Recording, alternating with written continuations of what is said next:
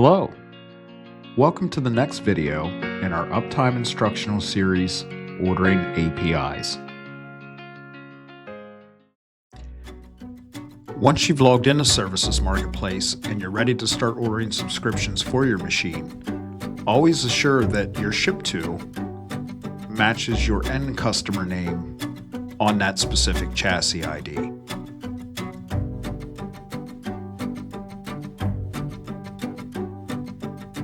Once your ship to matches your end customer ID on that specific chassis ID, at that point you can take your chassis ID and place it into the search field and click search. Once the machine is loaded up, you can click on the blue hyperlink, and then from there your storefront's going to load. Once you find the service you're looking for, you can go ahead and put a dot beside the service that you would like to add to the machine. And for the purpose of this video, with us adding APIs, we are going to add Extended Asset API to this machine. This will be the same procedure for ordering all services as far as APIs go. So at this point in time in the process, it's going to show you what you're ordering, what the chassis ID is, and you're also going to get a warning that says this service requires other compatible services to be activated on the same machine. Your machine will only appear in the selector if it has CareTrack Advanced activated.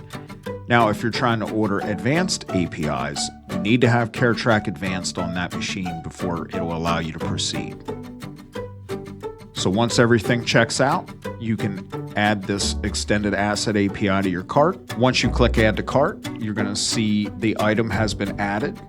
So at that point, click on the cart icon.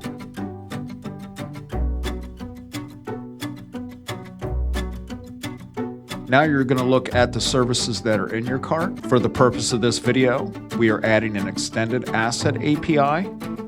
Everything looks good here, chassis ID. And we're going to go ahead and hit the checkout button. All right, so now we're in the checkout screen. You're going to look at a few things before you go and continue with the checkout on this chassis ID. You're going to see the service. You're going to see what machine it's assigned to. You are going to see the upfront fees.